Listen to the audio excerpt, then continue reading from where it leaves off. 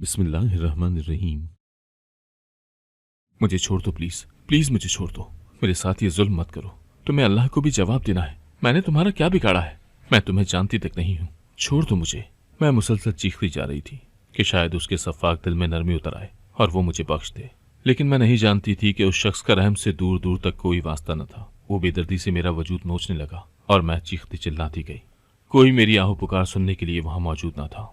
वो शख्स अपनी चाल में कामयाब हुआ और मैंने ढाल होकर बेहोश हो गई। अम्मी, मैं चीख कर उठ बैठी। जो मैंने देखा वो कोई ख्वाब नहीं था, बल्कि एक अंदोनाक हकीकत थी। ये वाकया मेरे साथ 7 साल कबल पेश आया था, जब उस शख्स ने मेरे वजूद को बेदर्दी से अपनी सफाकियत का निशाना बनाया था। मैंने नजर उठाकर घड़ी में वक्त देखा, 7 बजने वाले थे। मैं जल्दी से उठ गई, हाथ मुंह धोया और स्कूल के लिए तैयार होने लगी। मैंने 14 जमातें पढ़ी थी और अब मैं एक स्कूल में बच्चों को पढ़ाती थी। मेरा नाम सलमा है। मेरी उम्र 25 साल हो गई थी। मैंने अब तक शादी नहीं की थी। जब मैं 18 साल की थी तो मेरे बहुत रिश्ते आए थे, मगर अब कोई भी मुझे रिश्ता देने को तैयार ना था, क्योंकि मेरा रेप हो चुका था। सब मुझसे दूर दूर भागते थे, हालांकि मेरा तो कोई कसूर ही नहीं था। जिंदगी से मुझे इतने दर्द मिले थे कि मेरा जी चाहता था कि खुदकुशी कर लूं, लेकिन फिर अपनी बूढ़ी माँ का ख्याल आ जाता। अब्बू तो इस दुनिया से चले गए थे। मेरी अम्मी का मेरे अलावा कोई सहारा न था। जिंदगी से मुझे इतने दर्द मिले थे कि मेरा जी चाहता था कि खुदकुशी कर लूं, लेकिन फिर अपनी बूढ़ी माँ का ख्याल आ जाता। अब्बू तो इस दुनिया से चले गए थे। हम लाहौर में रहते थे। हमारा घर बड़ा था। घर में मेरे 2 ताया ताइयां और उनके बच्चे रहते थे। 2 ताइयों की बेटियों की शादियां हो गई थी। मैं जानती थी मेरी उम्र भर शादी नहीं होगी। इस घर में हम लोग 6 साल पहले शिफ्ट हुए थे। उस वाक़े के बाद हमारी बहुत बदनामी हुई थी, जिस वजह से हमें वो घर छोड़ना पड़ा।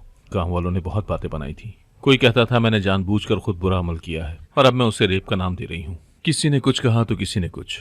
मेरे ताया और ताई खुद भी मेरे दुश्मन बन गए थे। उनका तो दिल कर रहा था कि मुझे घर से निकाल दें, लेकिन वो मजबूर थे। अब्बू की वजह से वो मुझे निकालते नहीं थे, क्योंकि मेरे दोनों ताया अब्बू से बहुत प्यार करते थे, उनकी जिंदगी में भी और उनके जाने के बाद भी। मैंने गहरी सांस खारिज की और माजी की बातों को भुलाकर उठ खड़ी हुई थी। थोड़ी देर में नाश्ता किया और अम्मी की दुआएं लेकर स्कूल रुखसत हो गई। मैं पैदल स्कूल जाती थी। जब मैं स्कूल जा रही थी तो मुझे ऐसा महसूस हुआ जैसे कोई मेरा पीछा कर रहा है। ये मैंने आज पहली बार महसूस नहीं किया था, बल्कि काफी दिनों से मैं ऐसा महसूस कर रही थी। मैंने पीछे मुड़कर देखा, लेकिन दूर दूर तक कोई नजर न आया। मैं ये नजरअंदाज करके आगे बढ़ गई। स्कूल की टाइमिंग 8 से 12 बजे थी। मैं 3 क्लास के बच्चों को पढ़ाती थी। जब मैं छुट्टी के वक्त घर जा रही थी तो एक लड़की मेरे सामने आ खड़ी हुई। वो मेरी हमउम्र लगती थी। वो कुछ परेशान दिखाई दे रही थी। मैंने उससे पूछा कि आपने मेरा रास्ता क्यों रोका। वो ये सुनकर कहने लगी, मैं आपको अपने घर ले जाना चाहती हूँ। मैं मौलवी साहब की बीवी हूँ। उनकी तबीयत बहुत खराब है। आप उनसे मिल लें, वो आपसे कुछ बात करना चाहते हैं। मैंने हैरानी से उस लड़की से पूछा, कौन से मौलवी साहब की बीवी हैं आप? उसने हामिद मौलवी साहब का नाम लिया। हामिद मौलवी साहब को मैं जानती थी। वो हमारे घर के करीब मस्जिद में नमाज पढ़ाते थे और अजान देते थे। अक्सर जुम्मा पढ़ने या ईद की नमाज पढ़ने मैं उन्हीं की मस्जिद जाती थी। मौलवी साहब की उम्र ज्यादा नहीं थी, बल्कि वो मुझसे 4-5 साल बड़े थे। मैं नहीं जानती थी कि मौलवी साहब की कोई बीवी भी है। मौलवी साहब से मेरी कभी बातचीत नहीं हुई थी, न ही उसकी बीवी मुझे जानती थी और ना मैं उससे। फिर वो मुझे अपने साथ मौलवी साहब के घर क्यों ले जाना चाहती थी? ये सोचकर मेरी रूह लरस गई और मेरी टांगें कांपने लगी कि यकीनन मेरे साथ कोई खेल खेला जा रहा है, जिस तरह 7 साल पहले मेरे साथ हुआ था। वो दिल दहला देने वाला वाकया जिसने मेरी जिंदगी बर्बाद कर डाली थी। मैंने उस लड़की के साथ जाने से इनकार कर दिया और बोला कि मैं आपके साथ कहीं नहीं जाऊंगी। मेरा इनकार सुनकर वो मेरा आगे हाथ पैर जोड़ने लगी और फिर मुझे एक शॉपर पकड़ाकर बोली, ये ले लो, लेकिन मेरे साथ चलो, तुम्हारा चलना बहुत जरूरी है। मैंने हैरानी से वो शॉपर खोला। उसमें ढेर सारे पैसे थे। मेरी रूह फना हो गई। भला कोई मुझे बेवजह इतने पैसे कैसे दे सकता था? यकीनन ये कोई साजिश थी। मैंने पैसे उसे वापस दिए और ना आओ देखा ना ताओ, सीधा दौड़ लगा दी। मैं बिना रुके भागती हुई अपने घर आई और घर का दरवाजा बंद कर दिया। अम्मी ने मुझे हवास बाख्ता देखा तो पूछने लगी, सलमा तुझे क्या हुआ है? तेरा रंग क्यों उड़ा हुआ है? मैंने उनसे कहा, कुछ नहीं हुआ। ये कहकर मैं कमरे में चली गई। दरअसल मुझे वो दर्दनाक रात याद आ गई थी। उस रात मुझे झूठ बोलकर उस दरिंदे शख्स के पास ले जाया गया था जिसने मेरी इज्जत लूटी थी। यही वजह थी कि मैं अब हर इंसान से डरने लगी थी। मैंने जल्दी से हाथ मुंह धोया और अम्मी का बनाया हुआ खाना खाया। हम माँ बेटी 2nd फ्लोर पर रहते थे और हमारे कमरे अलग अलग थे। सामने कमरे में अम्मी रहती थी और उनके बराबर वाले कमरे में समीना ताई रहती थी। अम्मी कपड़े सिलाई करती थी।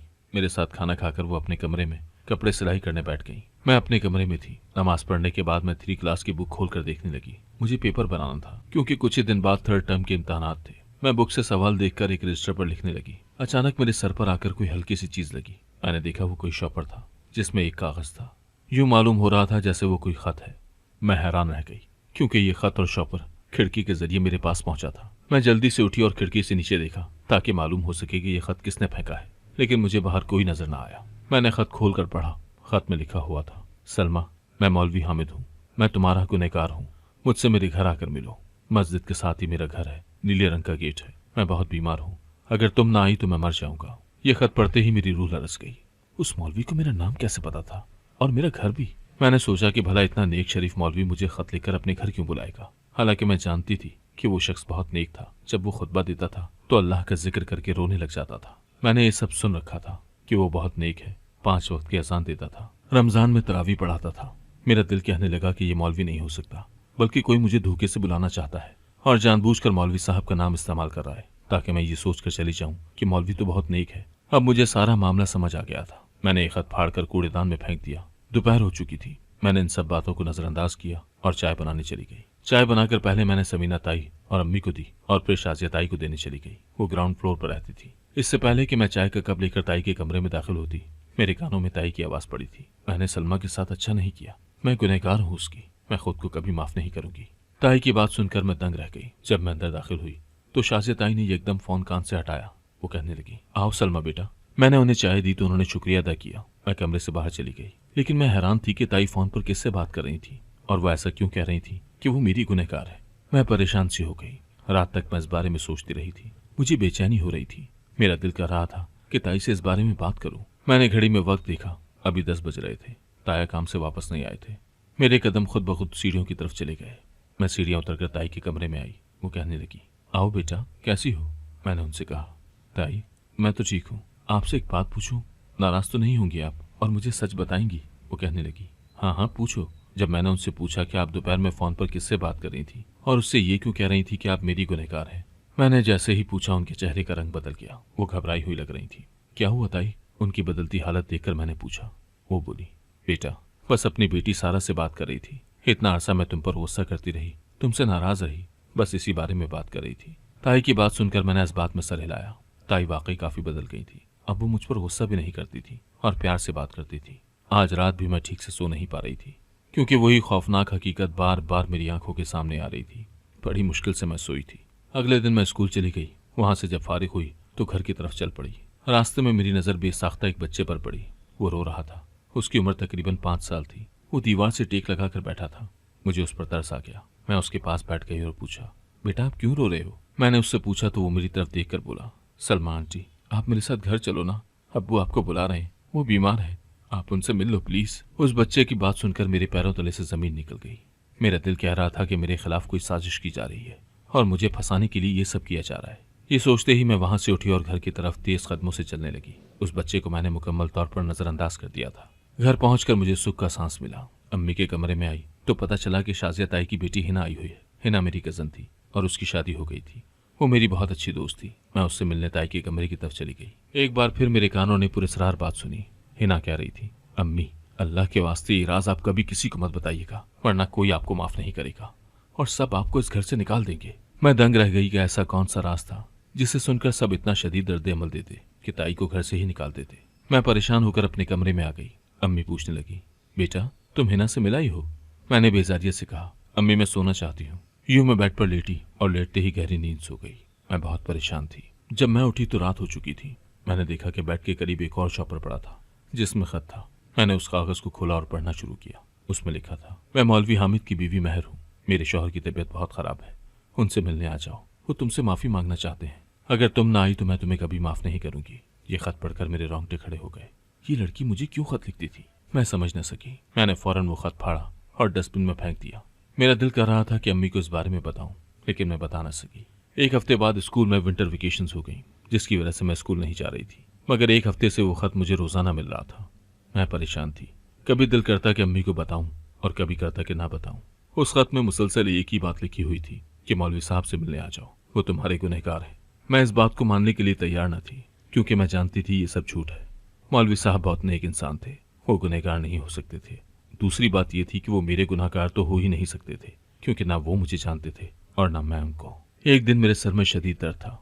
मैं दोपहर को सो गई थी। मेरी आंख शाम के वक्त खुली। मैं बहुत देर तक सोती रही थी। मैं उठी तो अम्मी चाय बना लाई। मैं चाय पी रही थी जब अम्मी ने बताया, हमीद मौलवी साहब की डेथ हो गई है, आज रात उनका जनाजा है। ये खबर सुनते ही मेरे पैरों तले से जमीन निकल गई।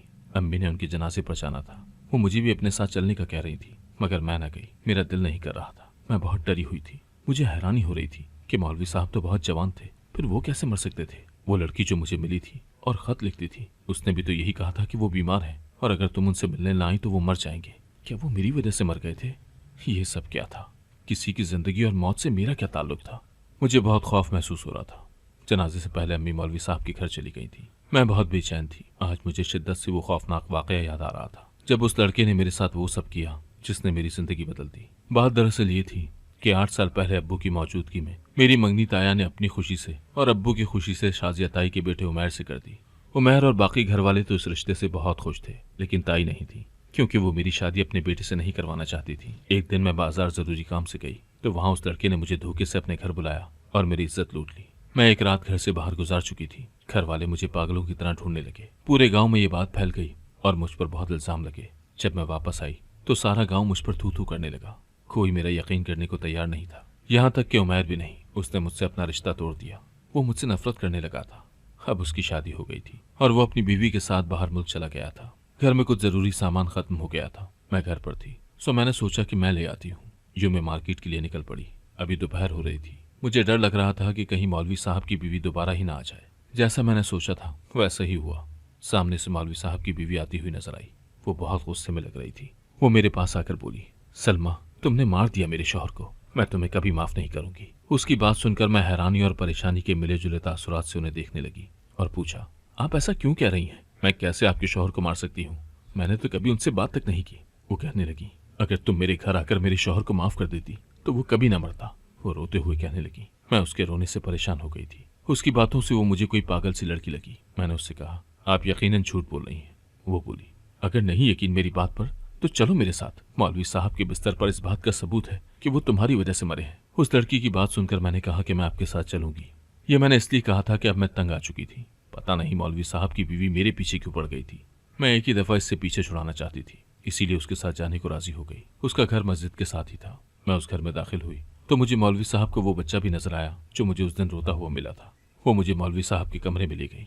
उनके बिस्तर पर बहुत से खत पड़े थे। मैंने खत उठाकर उन्हें पढ़ना शुरू किया। वो खत पढ़कर मेरी रूह लरस गई। जैसे जैसे मैं खत पढ़ती जा रही थी मेरी हालत बुरी होती जा रही थी। मैंने वो सब खत फेंके। मैं रोती हुई घर चली गई। घर जाकर मैंने आंसू साफ किए। मैं नहीं चाहती थी कि घर वाले मुझे इस हाल में देखकर परेशान हों। मैं घर में दाखिल हुई तो अम्मी परेशान थी।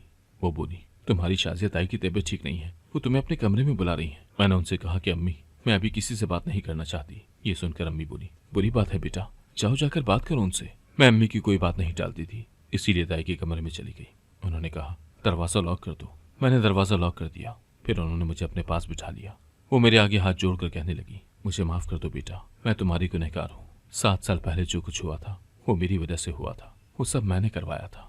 मैं नहीं चाहती थी कि तुम्हारी शादी मेरे बेटे से हो। मैं तुम्हें पसंद नहीं करती थी और ये बात मैंने अपने शौहर को बताई, लेकिन वो तुम्हें बहुत पसंद करते थे और हर हाल में तुम्हारे साथ मेरे बेटे की शादी करवाना चाहते थे। मैंने यूं एक मजबूत मंसूबा बनाया जिससे ये रिश्ता खुद ही टूट जाए और मेरा नाम भी ना आए। मैंने तुमसे झूठ बोलकर कहा कि बाजार के साथ वाले स्टोर की दुकान के साथ जो घर है वहाँ मेरा कजन रहता है और वहाँ से तुम मेरा जरूरी सामान ले आओ। मेरे कजन ने जानबूझकर तुम्हें अगले घर भेज दिया कि सामान वहाँ है। वहाँ वो लड़का था। उस लड़के हन्नान को मैंने पैसे दे रखे थे। तुम वहाँ गई तो उसने तुम्हारी इज्जत लूट ली, सिर्फ मेरे कहने पर, और इस तरह तुम बदनाम हो गई और तुम्हारा रिश्ता टूट गया। मेरा काम हो गया। मैं बहुत खुश थी, लेकिन कुछ माह से मैं बहुत शर्मिंदा हूँ। मेरा जमीर मुझे रोज झंझोड़ता है। मुझे माफ कर दो। ताई की बात सुनकर मैं सदमे में चली गई। वो खत जो मैंने मौलवी साहब के घर पढ़े थे वो किसी और के नहीं बल्कि हन्नान के थे। वही हन्नान जिसने मेरी इज्जत लूटी थी। उसमें लिखा था कि हन्नान ने मेरे साथ बहुत गलत किया। उसे इस बात पर कोई पछतावा न था, लेकिन फिर आहिस्ता आहिस्ता उसे खौफनाक ख्वाब आना शुरू हो गए। उसका जमीर उससे मलामत करने लगा। वो बहुत शर्मिंदा था। वो मुझे ढूंढकर मुझसे माफी मांगना चाहता था, लेकिन हम तब तक उस घर से जा चुके थे। वो इतना परेशान था कि उसने अल्लाह के आगे सच्ची तौबा की और नेक इंसान बन गया। उसने मुझे जब अपनी मस्जिद में देखा तो उसने फैसला कर लिया था कि मुझसे माफी मांगेगा। उसने दाढ़ी मूंछ रखी हुई थी और सर पर पगड़ी ले रखी थी, इसीलिए मैं उसे पहचान न पाई, लेकिन वो मुझे पहचान गया। वो जानता था कि अगर वो मुझसे मिलेगा और अपनी हकीकत बताएगा तो मैं उसकी बात तहम्मुल से नहीं सुनूंगी, इसीलिए वो मुझे अपनी बीवी के जरिए पैगाम भेजता था। अब मुझे समझ में आया कि वो मेरा गुनहगार ही था। उसकी बीवी बोली, अगर तुम पहले आ जाती और मेरे शौहर को माफ कर देती तो शायद वो नदामत से न मरता। मैं एकदम होश की दुनिया में आई। ये बात ताई की बेटियां भी जानती थी कि वो सब कुछ ताई ने करवाया था। कुछ दिन पहले ताई मुझे ये सब बताना चाहती थी और माफी मांगना चाहती थी, लेकिन सारा ने रोक लिया। मैंने ताई से कहा कि मैं आपको कभी माफ नहीं करूंगी, आपने मेरी जिंदगी बर्बाद की है। ये कहकर मैं कमरे से बाहर निकली और ठिठकी। क्योंकि सामने ताया खड़े थे। अपनी बीवी की असलियत जानकर वो आग बगोला हो गए और उन्हें तलाक देकर घर से निकाल दिया। ये ताई की सजा थी और उनके साथ अच्छा हुआ था। उन्होंने अपने बेटे से मेरी शादी रोकने के लिए इतना घिनौना खेल खेला। जो किसी की इज्जत पर हाथ डाले उसे माफ नहीं करना चाहिए। ना मैंने हन्नान को माफ किया था और ना ही ताई को, क्योंकि बुराई का अंजाम बुरा होना चाहिए। अगर आपको आज की कहानी पसंद आई है तो वीडियो को जरूर लाइक कीजिएगा और अपने दोस्तों के साथ भी शेयर कीजिएगा। और हाँ, अगर आपने अभी तक हमारा चैनल सब्सक्राइब नहीं किया तो जरूर सब्सक्राइब करें। मिलते हैं कल एक नई और दिलचस्प कहानी के साथ। अल्लाह हाफिज।